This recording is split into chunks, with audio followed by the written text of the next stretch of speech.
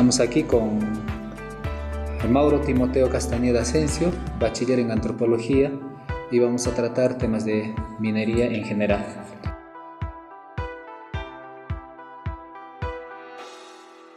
Bien, mira, pues un poco para abordar lo que es la minería, primero históricamente tendríamos que enfocarnos en este problema, de que desde cuándo inicia más o menos y cómo en el proceso la minería ha implicado, ¿qué ha implicado? Desarrollo, su desarrollo.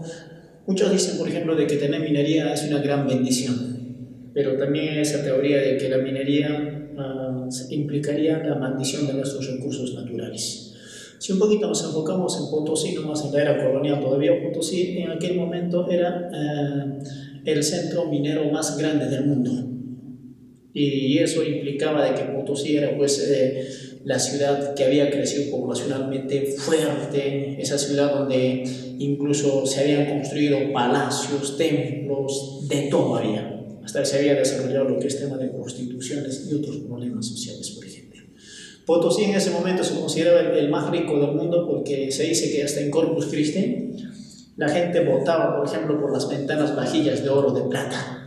Y el que votaba más cantidad era considerado el más rico. Y era una competencia así de lujo, ¿no? Ahora, hasta ese incluso se cree de que hasta las calles trataban de empedrar con láminas de plata. En su momento, Potosí habrá sido la ciudad más rica, más suntuosa, la ciudad que convocaba a todo el mundo, ¿no? Pero hoy por hoy, ¿qué es pues Potosí? Potosí es la provincia más pobre del mundo, donde mucha gente va a esas zonas donde está la minería, que quedan todavía, a chichiquear, lo que dicen, ¿no? A payaquear, como dicen, a golpear piedritas, a ver si alguien lo puede recuperar todavía. De eso vive la gente. O hablemos nomás de aquí en el Perú, por ejemplo, Huancavelica, ¿no? Que era la mina Santa Bárbara, una mina de mercurio, y que a la actualidad Huancavelica también es uno de los departamentos más pobres también del Perú. O hablemos también, por ejemplo, de Cerro de Pasco. Se dice que hace 100 años, o sea, Cerro de Pasco era aquel departamento que era el segundo departamento más desarrollado y grande, ¿no? del Perú. Y que gracias a la minería que se inicia, ¿no? En Cerro de Pasco, incluso se le considera la capital minera del país. Pero ¿qué es hoy en hoy, ¿no? Por ejemplo, se dice de que prácticamente la minería se va a tragar toda la ciudad. Todo el centro histórico ha sido tragado, por ejemplo, por la ciudad, y la gente que vive ahí, los niños de Cerro de Pasco, son conocidos como los niños de plomo. No porque están hechos de plomo, sino que son niños que tienen metales pesados en su sangre. Uno de los problemas más fuertes que a nivel nacional está pasando, ¿no? Y actualmente esa ciudad es considerada como la ciudad con emergencia ambiental. Problemas así han pasado. Por lo que tenemos aquí en Espinar, por ejemplo, cerquita, en nuestra región, son más de 37 o 38 años de minería, pero lo único que se ha desarrollado en Espinar es lo que es la delincuencia, la prostitución, la inseguridad, los conflictos, los problemas sociales, nada más. Pero decir que ha habido un verdadero desarrollo sostenible en la provincia, como que no se ha visto eso. No se ha visto. Y ese es el mismo devenir histórico, por ejemplo, que se van aperturándose en nuevas zonas, por ejemplo, como Chumbivilcas, como Apurímac. O sea, ese es el proceso, ¿no? O sea, la vida, la expresión en los tiempos de la minería.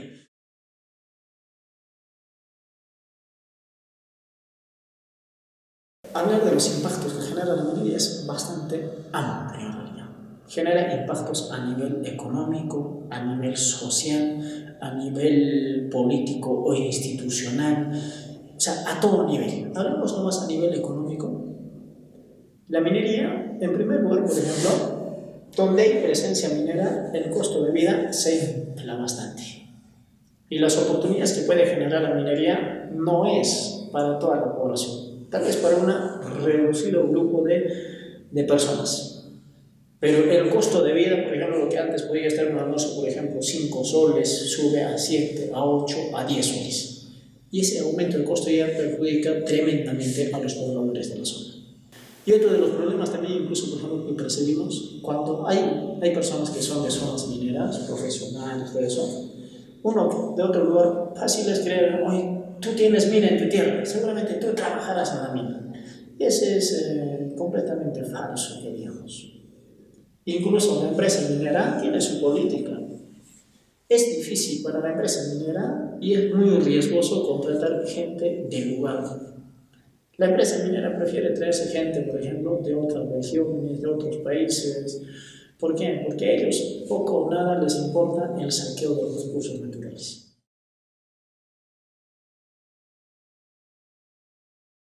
Los conflictos mineros en realidad son permanentes en zonas mineras. Y este conflicto minero en realidad se inicia desde el momento en que la empresa minera va ingresando. Y se va a darse en todo el proceso hasta que la minería se termine. ¿Qué quiere decir? Están luchando, sus hijos seguirán luchando, quién sabe, hasta sus nietos morirán luchando contra la minería. Y los conflictos básicamente se dan, por ejemplo, primero, por ejemplo, por la forma de cómo ingresan o cómo negocian. Pero no solamente es ese conflicto entre la comunidad y la empresa minera. El hecho de que ingresa una empresa minera al lugar genera un escenario de fuerte conflictividad a nivel familiar. Hay conflictos internos a la comunidad. ¿Qué quiere decir? Gente a favor de la mina, gente que está en contra de la mina, gente que está en posesión de ella y un conflicto ahí. Entonces, una zona minera más que traerte paz, te trae mucho conflicto social. Primero, las comunidades con la empresa minera, pero el escenario social se vuelve totalmente conflictivo. Por ejemplo, en mi zona, antes Chamaca era considerado, por ejemplo, en Chumibicas, el distrito que era la capital de la amistad de la provincia de Chumibicas. Antes la gente era más tranquilo, más colaborativo, la gente era más pacífica, colaborador. Ahora la gente se ha vuelto mucho más conflictiva, desde la familia, comunidad, intercomunal, intercital y así.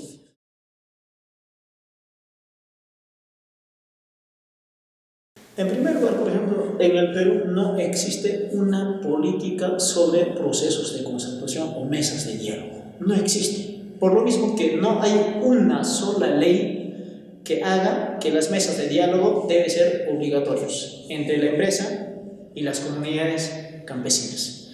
Por lo menos un solo reglamento que defina cuáles son las pautas, cuáles son las reglas en las que se debe dar esa negociación entre las comunidades y la empresa minera. No hay eso.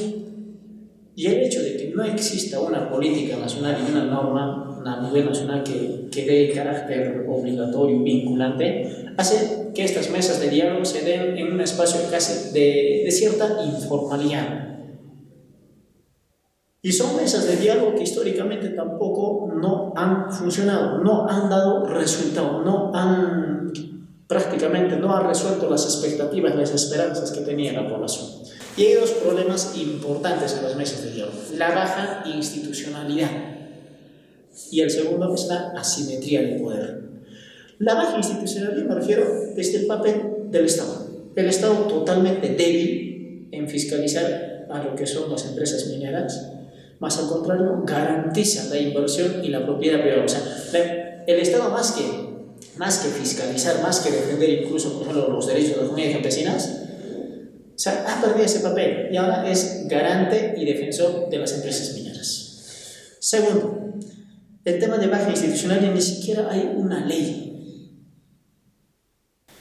A eso sumemos, por ejemplo, la baja institucionalidad de los gobiernos locales. Municipios que ni siquiera tienen una área específica para ver asuntos mineros, que ni siquiera cuentan con recursos para enfrentar estos procesos de diálogo, por lo menos contratar unos equipos técnicos, por lo menos hacer unos estudios, contramuestras para tal vez discutir así técnicamente con la empresa minera, gobiernos locales, por ejemplo, que no tienen los instrumentos necesarios para hacer lo que son la fiscalización minera en temas de monitoreos ambientales, tanto de agua, de aire. O sea, en esas situaciones una debilidad institucional. Ahora, no solamente del gobierno, hasta de los actores locales.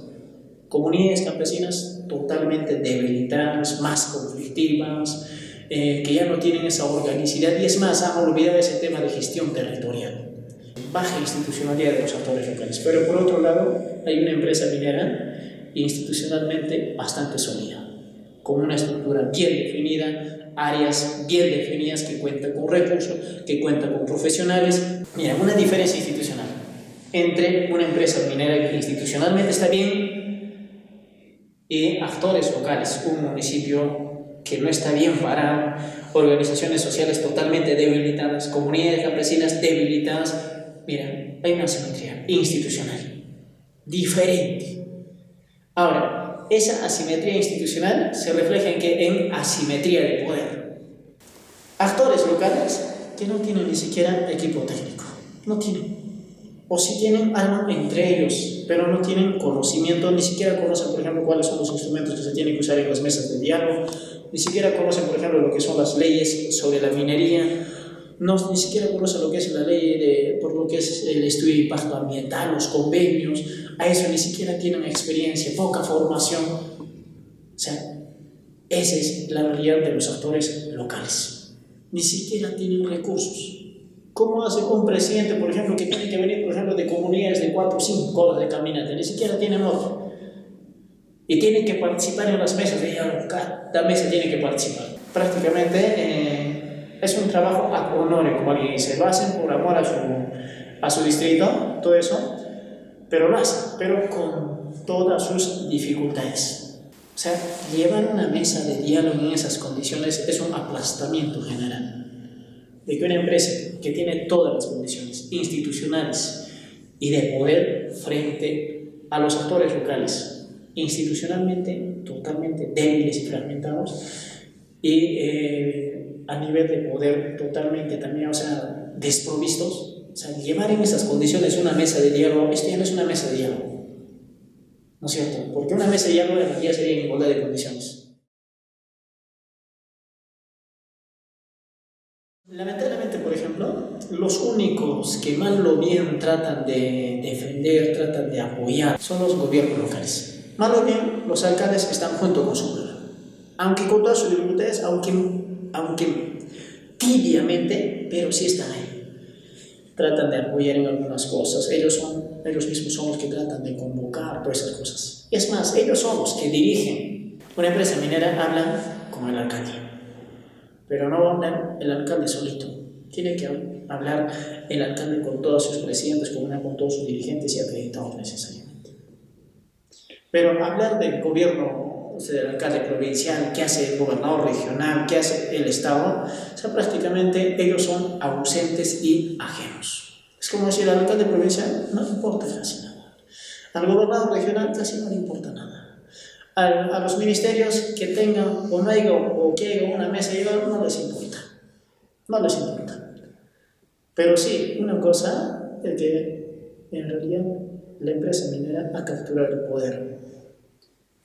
Captura, en otras palabras, se lo capta a los ministerios, se lo capta al gobernador regional, se lo capta a los alcaldes provinciales. Y la mejor condición es, ya, yo te apoyo con tal expediente, te apoyo con tal convenio, algunos apoyos para tu fiesta, para cualquier otra cosa, pero lo mejor que puedes hacer es mejor cállate, no te metas eso. Ahí se la tiene. Una manera de desviar la responsabilidad. O sea, el Estado, o sea, la empresa minera ha capturado el poder.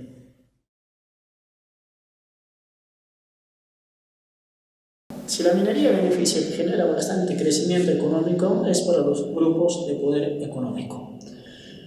Medianamente se beneficiarán una minoría del sector de las comunidades o de las zonas mineras. Una minoría que lo meten a trabajar, a proveer algunas cositas, ¿con la condición de qué? Con la condición de que esas mismas personas sean los defensores acérrimos de la empresa minera. Que ellos sean los que debiliten las comunidades, que ellos sean los que rompan los acuerdos, que ellos sean los que saboteen las asambleas, etcétera, etcétera. Pero la gran mayoría de las zonas mineras no reciben ningún beneficio. Ningún beneficio. Peor, algunas comunidades que están lejos, otros distritos, otras provincias, ni más. En realidad eso es totalmente injusto, totalmente ínfimo, podría decir. Alguien decía, por ejemplo, de que una empresa minera, por ejemplo, de cada 100 soles que puede sacar, 99 se lo lleva afuera y un sol es lo que deja al país. Ese es el impuesto que paga.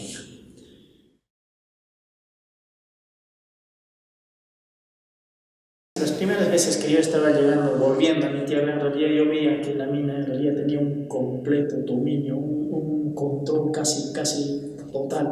Y mal o bien, de alguna otra manera hemos tratado de parar eso, ¿no?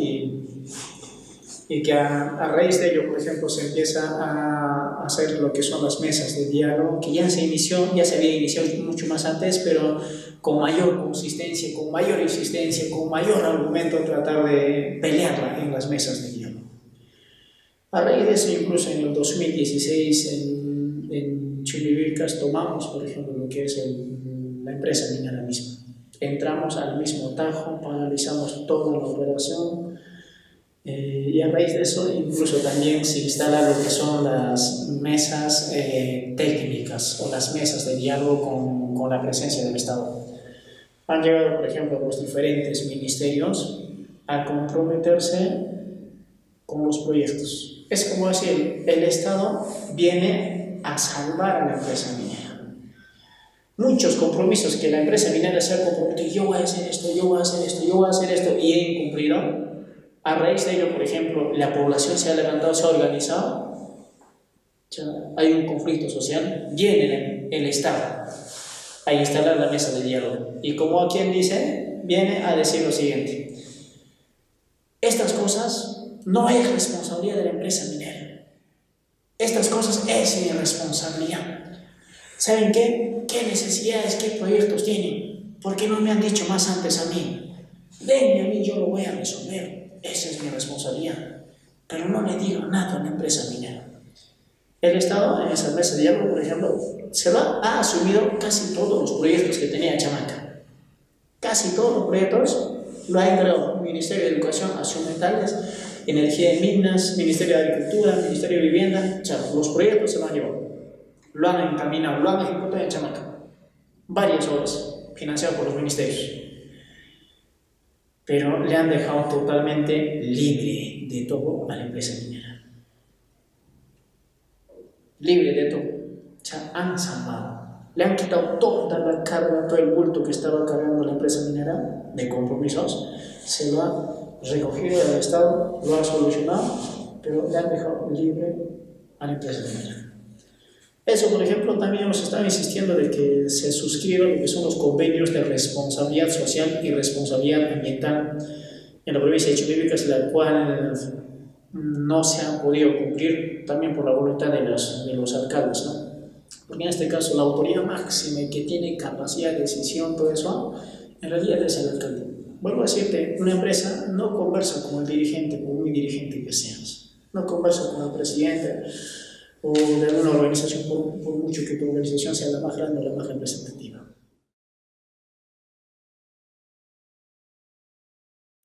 Y esa corrupción que se practica en los gobiernos locales, por ejemplo, hablando del nepotismo, direccionamientos partidarios a todo nivel, por ejemplo, de cómo los alcaldes, por ejemplo, cobran comisiones por las obras, comisiones por los proyectos que se elaboran, comisiones, por ejemplo, de los proveedores, comisiones de los cupos, ¿no? O sea, a todos niveles se promueve. Cuando se promueven lo que son las campañas millonarias, pero ¿quién financia esas campañas millonarias? Quienes financian son aquellas empresas constructoras, consultorías de proyectos, son grupos de profesionales, son incluso los mismos comuneros de la zona. Una empresa constructora te puede decir, ¿sabes qué? Yo te pongo una camioneta 0 kilómetros más 50.000 soles. La condición de que si tú llegas a la alcaldía, ¿sabes qué? ¿Quién va a ejecutar las obras? Voy a hacer yo. Una consultoría de proyectos igualito te puede decir, oye, te pongo 30.000 soles para tu campaña, pero hagamos esto.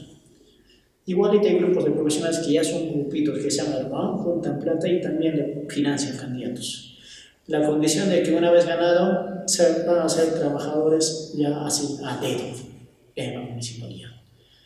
Y esas cosas hacen mucho daño a la población. O sea, la corrupción que sea, o sea, lo que todavía en la campaña se ha hipotecado municipios. Ya se sabe quiénes van a ser las constructoras, quiénes van a levantar los proyectos, quiénes van a ser gerentes, subgerentes, quiénes van a ser todo, ya se sabe. Todo ya se sabe, ya está cocinado. Entonces, lo único que hemos hecho en nuestro intento de frenar lo que es la corrupción, a fin de que ya no se hipotequen los municipios sus recursos, o sea, frenar esto desde la campaña. ¿Pero cómo? Impulsando la prohibición de las campañas millonarias. ¿Pero cómo lo hacemos esta prohibición de las campañas millonarias? La ley de los partidos políticos, la ley de las elecciones, que sí los permite hacer campañas millonarias. Y ese de fiscalizar, todas esas cosas, es cuento desde ese lado. Lo que nosotros hemos hecho es tomar determinaciones en asambleas populares. En asambleas populares donde hemos luchado en muchas oportunidades, por ejemplo, sobre temas de corrupción, ahí hemos decidido, el pueblo entero, de que en estas últimas elecciones se prohíban campañas millonarias. Y tenía primer acuerdo en eso. Luego se vuelve a discutir y ratificar ya con documento en asambleas multisectoriales. Este documento ya elaborado, ya estructurado y firmado por los presidentes comunales, los dirigentes, todo eso se vuelve a descentralizar a las asambleas comunales. De que las asambleas comunales ratifiquen ese acuerdo a fin de que dentro de su comunidad no haya campañas millonarias. Eso, por ejemplo, se vuelve a ratificar con los mismos candidatos de que no se va a tener que hacer campañas millonarias. Solo así, por ejemplo, se ha garantizado de que realmente haya cumplimiento de estas campañas, o sea, prohibición de las campañas millonarias, que consistía, por ejemplo, en que ya no podían estar haciendo, por ejemplo, pintas a nivel de todo el distrito, ya no pueden estar colocando banderas, banderolas, gigantografías, todo eso, a veces en cada casa. Ya no hacían, por ejemplo, lo que son apoyos, por ejemplo, económicos para cada feria, conjuntitos, la presentación, ya no hacían eso. En tierra, por ejemplo, cada día de feria, que eran los viernes, cocinaban una vaca, 2 vacas para invitar a la población. Se ha evitado eso. De estar invitando bebidas alcohólicas a cada persona, en cada tienda, en cada espacio, en cada comunidad, también se prohibió completamente. Lo único que estaba permitido que los candidatos hagan era, podían hacer sus escuelas políticas, podían hacer normal sus reuniones, podían tener un solo local partidario en la capital del distrito, que era lo suficiente. En la radio nosotros acabamos, por ejemplo, programas en los cuales hemos cronogramado primero incluso debates comunidad por comunidad, a la cual solamente iba el candidato y sus 5 regidores. Ya no tenía la necesidad de llevar una caravana de carros y motos, por ejemplo, de militantes. Ya no había esa necesidad. Solamente se presentaba el candidato y sus 5 regidores en el debate, comunidad por comunidad. Una vez terminadas todas las comunidades, centralizamos el debate en la capital del distrito, en la plaza pública. Finalmente también se desarrollan lo que son los debates radiales. Primero, regidoras mujeres, por ejemplo, regidores jóvenes, los tenientes alcaldes, finalmente las cabezas, que en este caso eran los candidatos a la alcaldía. Entonces se ha podido democratizar, se ha podido garantizar esa amplia discusión de sus propuestas, de sus programas, todo eso, pero sin hacer mucha campaña millonaria que implique una inversión millonaria que en muchos casos esté financiado por terceros en realidad. La empresa minera Las Bambas es en realidad el proyecto minero más grande a nivel nacional. O sea, frente a Las Bambas, Jabay, Antapaque son pequeños todavía, pero en cambio Las Bambas estamos hablando de provincias enteras. El proyecto más grande que ha tenido un mayor impacto no solamente en la zona, sino incluso en todo el corredor minero. Primero, por ejemplo, en Bambas también se dan negociaciones, se dan negociaciones entre la empresa minera y las comunidades campesinas, pero unas negociaciones mucho más astutos, podría decir. ¿En qué sentido? la empresa ni siquiera ha dialogado con el alcalde o el distrito, sino de frente con la comunidad. De frente con la comunidad, condicionando a la comunidad de que aquí no pueden participar tus alcaldes, aquí no tienen que participar tus frentes de defensa o otros dirigentes, ni tampoco tienen que meterse otras comunidades. La negociación es solamente con ustedes, con la comunidad nomás. Si lo van a compartir con el resto, si lo van a avisar al resto, perderían esos beneficios. También las otras comunidades reclamarían esos beneficios. Entonces, mejor no dialogamos con todos, dialogamos contigo nomás. Y esa negociación ha sido la peor negociación que han podido haber. O sea, solamente negociar con la comunidad. En el proceso también ha venido desarrollándose conflictos en el año 2012, en el 2015 incluso donde había muertos, en los años anteriores también, con costos humanos. El problema también ahí es de que en el estudio de impacto ambiental que inicialmente plantearon, ellos plantearon un mineroducto. Un mineroducto que tenía que conducir, por ejemplo, los minerales desde Chalhuacho hasta Espinar, la cual en realidad no ha sido ejecutada. Nunca se ha ejecutado y nunca se va a ejecutar también. Pero adicional a este mineroducto, la empresa minera de Las Bambas ha pedido licencia para que pase una carretera desde Chalhuacho hasta Espinar. Una carretera bastante amplia, bien ejecutada, pero que no está saltando. Ha pedido licencia de comunidades y propiedades por donde ha pasado esa carretera. Incluso cuando estaba pidiendo eso, solamente dijo de que no, esta carretera no es para transportar minerales. Los minerales se van a transportar por el mineroducto. Esto es solamente para los carros livianos, para camionetas, para algunas cosas nomás. Pero en realidad nunca ejecutaron, no van a ejecutar lo que es el mineroducto. Lo único que están haciendo es el uso ¿de qué? De la carretera. Y lo peor es de que esta carretera ha sido ejecutada por Las Bambas. Es carretera exclusivamente de beneficio de Las Bambas, en esencia. Pero lamentablemente la minera de Las Bambas ha sido mucho más astuto que lo ha transferido al Estado. O sea, ya no es carretera de la mina, como le dicen, sino es una carretera nacional. Entonces, ¿qué implica? Lo que en algún momento Hardware se comprometió a asfaltar al tercer año de la operación. O sea, él empezó a producir, por ejemplo, en el año 2015, 16, 17, 18, que en el 2019, este año debería estar asfaltando toda la carretera desde Chalhuacho hasta Espinar. Ese era su compromiso. Pero eso no lo ha hecho. Y la contaminación que puede generar, por ejemplo, por el transporte de los minerales humanos desde Chalhuacho hasta Espinar es tremendo.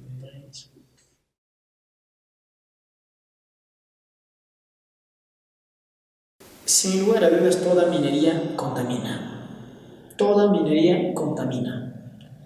Y más aún todavía a 800 metros la contaminación es directa. Y no hay duda de que el proyecto minero tenga fuerte impacto en la actividad agrícola del Valle de Tambo. Ahí está clara esa situación. La población en un 80 a 90% ha dicho no queremos minería. El problema es que la ley de la consulta previa en realidad no es de carácter vinculante. Primero, no es obligatorio, como alguien dice. Y segundo, con la ley de la consulta previa, en realidad no se respeta verdaderamente la decisión de la masa del pueblo. Porque esa ley de la consulta previa dice, se le va a consultar a las comunidades campesinas, todo eso quieren o no quieren, a fin de recoger cuál es su pensamiento, qué recomendación, o sea, a ese nivel. Pero quien en última instancia va a decidir si va o no va el proyecto es el Estado. Eso pasa en Tierra. El pueblo ha rechazado por votación que no quieren la minería. Es más, los últimos años, en Valle de Tambo, los últimos alcaldes que han ganado las elecciones municipales han sido gente que ha rechazado la minería. O sea, es un pueblito que rechaza la minería en absoluto. Pero, en última instancia, ¿quién toma la decisión de que este proyecto vaya o no vaya? ¿Quién da las licencias? ¿Quién da las autorizaciones? O sea, es prácticamente el Estado, en última instancia.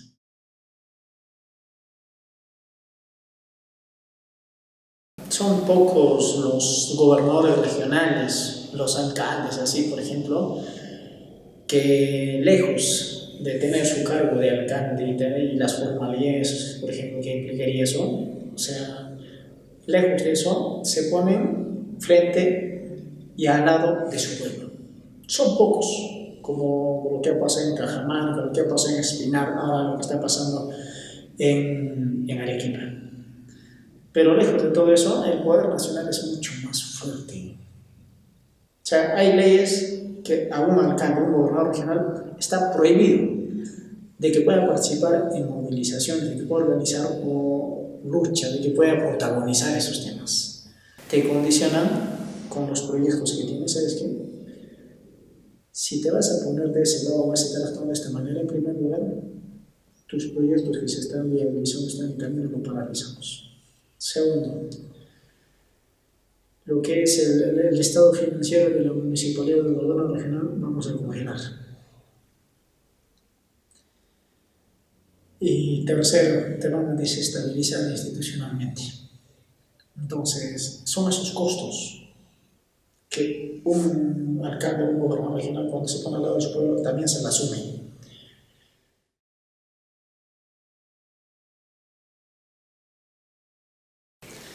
Uno de los problemas más grandes del Estado es que no entiende a las comunidades campesinas. ¿Cómo es su forma de vida? ¿Cómo viven? ¿Cómo se organizan? ¿Cuál es su desarrollo de ellos? Eso no entiende.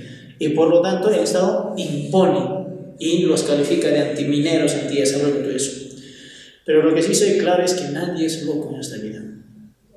Nadie es loco. En ninguna parte donde ha habido rechazo a la minería, la gente estaba loco. Y tampoco no se oponían al desarrollo. Lo único que defendían era la vida, su medio ambiente y su forma de desarrollo de ellos. ¿Por qué la gente, en última instancia, de frente, hace huelgas, a veces a tirar piedra, a bloquear carreteras? O sea, no es porque lo quería así. Porque el pueblo, antes de llegar a eso, apuesta por el diálogo. Busca las vías pacíficas. Pero resulta que cuando tú convocas, cuando tú envías documentos a los ministerios, denuncias a autoridades, nadie te escucha. Hay mesas de diálogo donde más parece que a ti no te escuchan casi nada. No te toman importancia, pero sí defienden a la otra parte. O sea, con una suerte de que al inicio piensas y quieres convocar al Estado.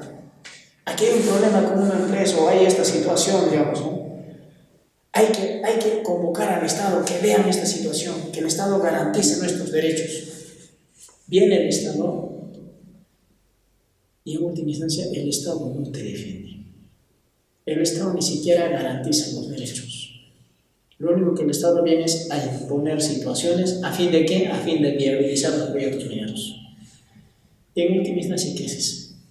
¿A qué vía recurres? Si por las vías democráticas, así tranquilamente conversando, no te entiendo. No te queda otro recurso que tal vez radicalizar. Pero no es que de frente la gente, o sea, ha sido loco y de frente a tomar las carreteras.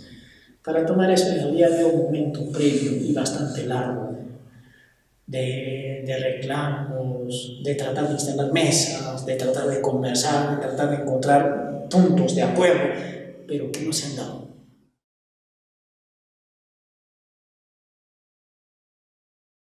Primero partamos de que la población, la sociedad civil, las comunidades campesinas han perdido también esperanza, han perdido también esa credibilidad de sus dirigentes. Y es casi un común denominador en las zonas mineras. Uno llega a ser dirigente, ¿para qué? Para también tener bastante beneficio. Pero hay un tema también que el pueblo en realidad sigue reclamando, clama todavía, de que no nos traicionen. No nos traicionen. Si los dirigentes van a ser leales con sus principios, leales con el pueblo sí los apoya. Pero si hay dirigentes que manipulan a la población y se aprovechan de ello, pueden haber manipulado 1 o 2 veces, pero no van a poder seguir manipulando más veces también.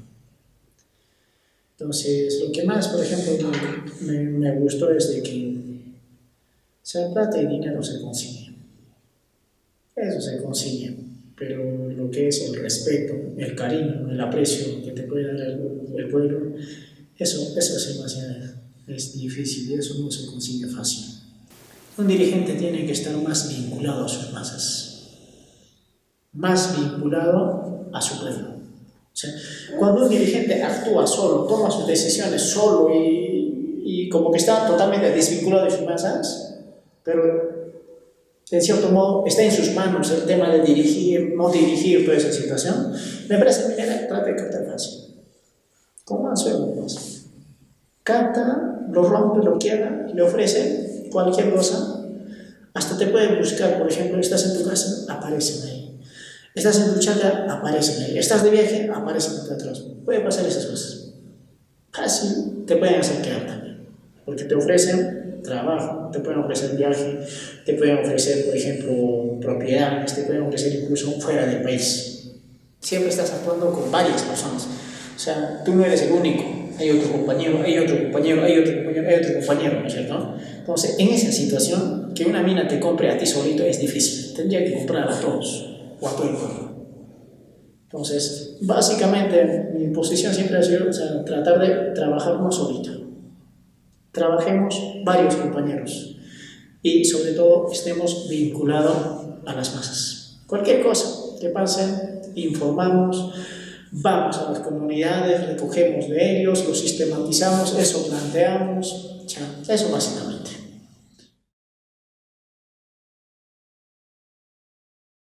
Para partir, un nuevo sistema, una nueva constitución y en función a ello un nuevo código minero. Con este sistema, con esta constitución, así cambies ley minera, va a ser lo mismo. No, va a cambiar algunas cositas de forma, de procedimientos, pero en esencia va a seguir siendo lo mismo. Esa palabrita de minería responsable, ese es un mito. O sea, es una ciencia ficción eso. O sea, minería responsable, o sea, en realidad, en el borde de los hechos, no existe. En teoría puede haber, pero en realidad no existe minería responsable.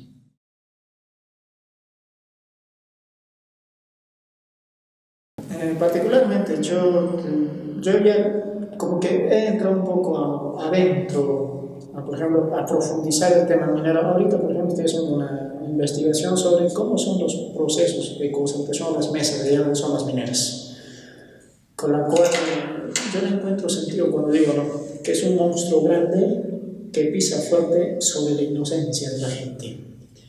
Unas mesas de hierro con un monstruo y con mies abandonadas, sin experiencia, sin conocimientos, sin instrumentos. O sea, eso. Ahorita, profundizando en una investigación. Posteriormente también quiero hacer una investigación sobre cómo han sido los impactos que ha generado la empresa minera. O sea, quiero profundizar estudios sobre el tema minero. Siempre estar más vinculado a las comunidades, siempre estar más permanente, tratar de organizar compañeros, eso es lo más importante, creo, más allá de las aspiraciones políticas, todo eso.